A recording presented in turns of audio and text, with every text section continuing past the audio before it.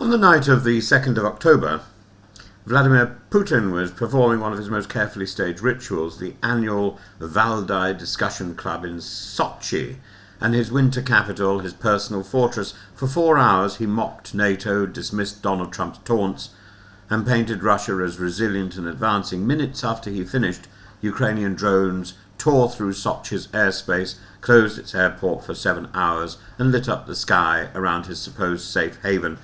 A masterstroke of timing, a psychological strike that turned Putin's stage into a symbol of vulnerability.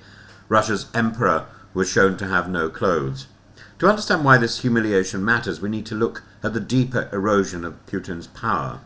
His much-vaunted wartime miracle economy is now stalling. Growth, after a surprising rebound in 2023 to 2024, GDP is limping along at roughly 1% a year. Inflation and interest rates, consumer prices sit above 8%, and the central bank has pushed borrowing costs to 17% after a peak of 21%, choking private investment. There's a fiscal squeeze. The 2025 deficit hit nearly 5 trillion rubles in 7 months. The once plentiful National Welfare Fund is 2/3 drained. VAT will rise from 20 to 22% in 2026. Small firms are being pulled into the tax net, and even gambling faces new levies. Ordinary Russians are paying for the war Moscow once promised would not touch their lives. The wartime boom was fueled not by productivity but by a flood of state orders, tanks, drones, wages in arms plants, and now the bill has arrived. Russia produces nearly 4,000 armoured vehicles a year, up from 400 pre-war. Drone output jumped from 140,000 to 1.5 million in a single year. Hundreds of thousands of workers depend on defence factories, but this is a low productivity trap. Talent and capital flow into munitions while civilian sectors decay. Housing, healthcare and technology lag. Factories meant for missiles cannot easily pivot to civilian goods. The Kremlin talks of dual-use industry, but without constant war orders the system would seize up. To keep it running, Moscow hawks cheap weapons abroad to India, the Middle East, Africa, but arms exports cover less than half the defence budget. Oil revenues have dropped 26% since last year. Western buyers have vanished, and sanctions force Russia to rely on shadow tankers selling discounted crude to Asia. The model is fragile. The grey zone. These limits have reshaped Russia's military strategy.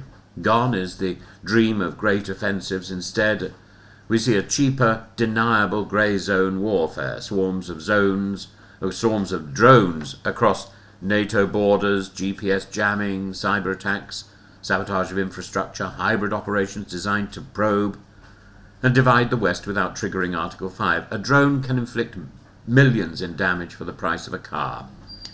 This is the cost-effective war of a state with shrinking means but lingering ambition. Ukraine's deep strikes, oil refineries ablaze, long fuel queues, failed air defences have already shredded 2 pillars of Putin's myth: prosperity and security. The Sochi raid hit the third, his personal invulnerability. It pierced the fortress city that symbolises his power. It humiliated him in front of foreign dignitaries as his speech still echoed. It revealed Russia's billion-ruble air defence network as a paper tiger. For ordinary Russians, this is no longer an abstract special operation. The war means empty petrol stations, shuttered airports and explosions in the homeland. For elites, it signals that the Kremlin cannot guarantee their own safety or prestige.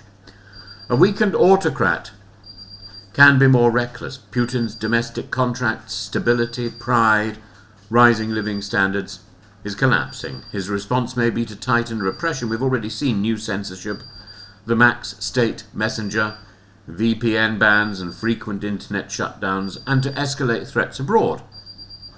Nuclear saber rattling and leaked hit lists of UK sites serve both as deterrence and as distraction.